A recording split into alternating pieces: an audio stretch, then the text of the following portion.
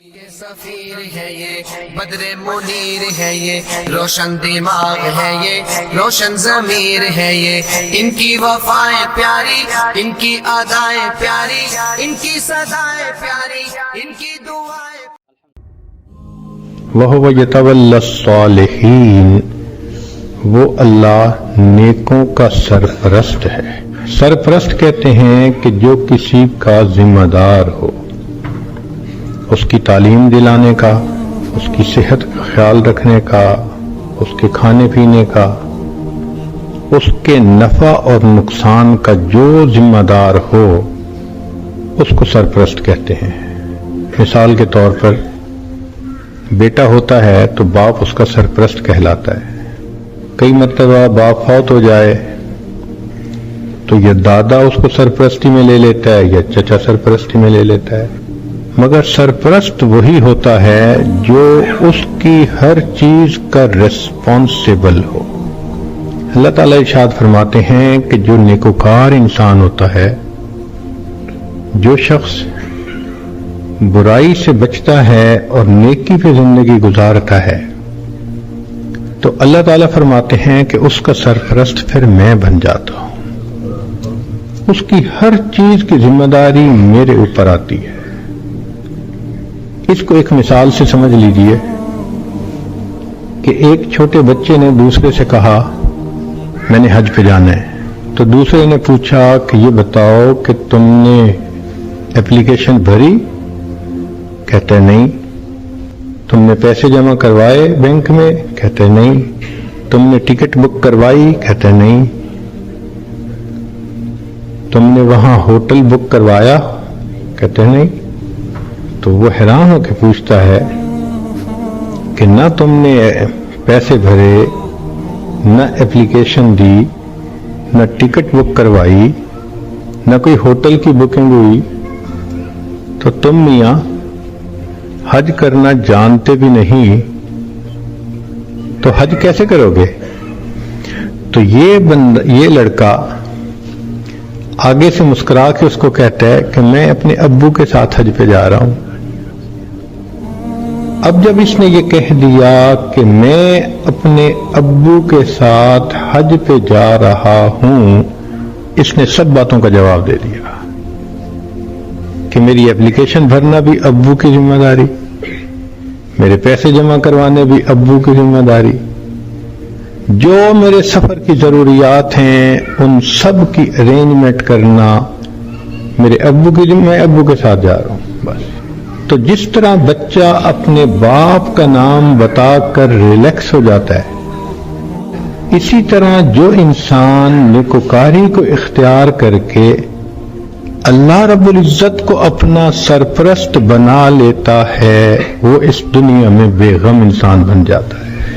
تو جو بندہ نیک بنتا ہے، یہ ذہن میں رکھیں، اللہ کی سرپرستی میں آ جاتا ہے۔ عجیب بات ہے، کوئی بندہ سرپرست بن جائے تو بڑی سیکیورٹی ہوتی ہے، اور یہ فلاں نے ذمہ داری لے لی۔ کیا اللہ تعالیٰ کی ذمہ داری پہ اتنا بھی بھروسہ نہیں ہوتا؟ یہ چھوٹی سی بات نہیں ہے کہ وَهُوَ يَتَوَلَّى الصَّالِحِينَ، وہ اللہ نیکوکاروں کا سرپرست ہے۔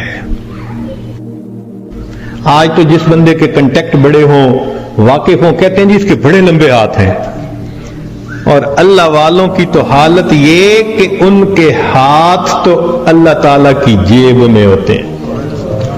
رابعہ بصریہ اللہ کی نیک بندی،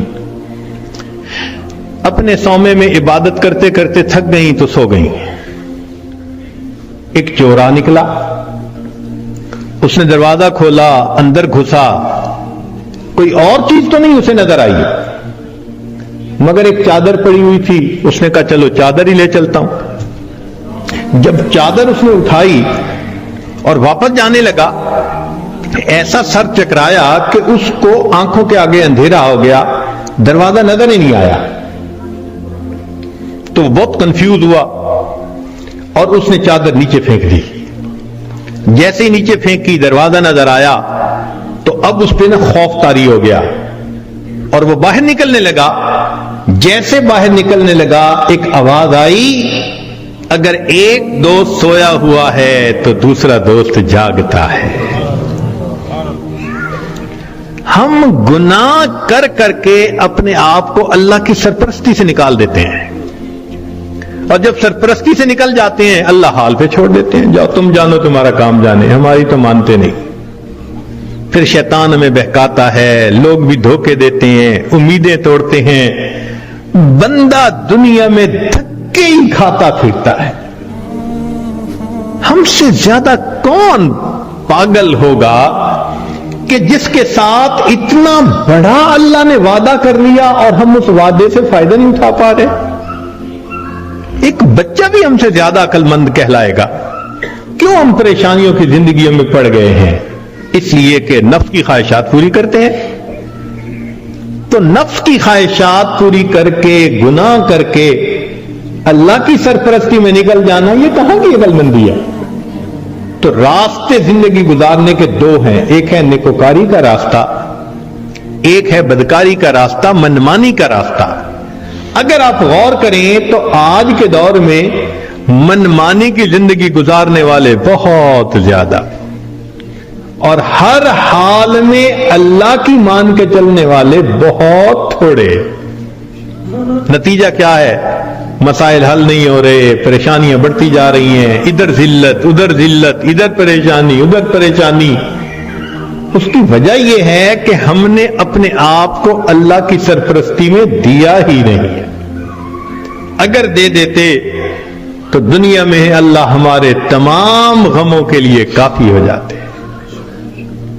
ہماری مثال تو وہ ہے کہ کوئی بلینر انسان ہو اور اس کا بندہ چپڑاسی کی نوکری کے لیے درخواست دیتا پھرے، تو ہر بندہ کہے گا یار تمہارا باپ تو بلینر ہے اور تم پی این کی جاب کے لیے درخواست دے رہے ہو، سویپر کی جاب کے لیے.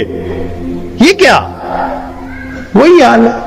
اللہ تعالی ہمیں اپنے سرپرستی میں لینے کے لیے وعدہ فرما رہے ہیں، اور ہم اللہ کے وعدے پر آنے کی بجائے خود دنیا کے جھمیلوں میں اپنے رزق کو تلاش کرنے میں لگے ہوئے ہیں. اور جب تک ہم اللہ کی سرپرستی میں نہیں آئیں گے ہماری پریشانیاں ختم نہیں ہوں گی. ہم نے دنیا میں دیکھا ہے پرائی بکری کو کوئی گھاس نہیں ڈالتا. ہم نے کلمہ تو پڑھا نا، تو لیبل تو لگ گیا نا کہ یہ مسلمان ہیں. اب اگر اللہ کے در سے بھی کچھ نہ ملے تو کسی اور در سے کیا ملے گا؟ بلکہ ہم نے تو دیکھا ہے کہ جس کتے کے گلے میں پٹے کا نشان ہو نا، اس کو ہر کوئی دھتکار دیتا ہے، جائے اپنے مالک کے دروازے سے کھائے.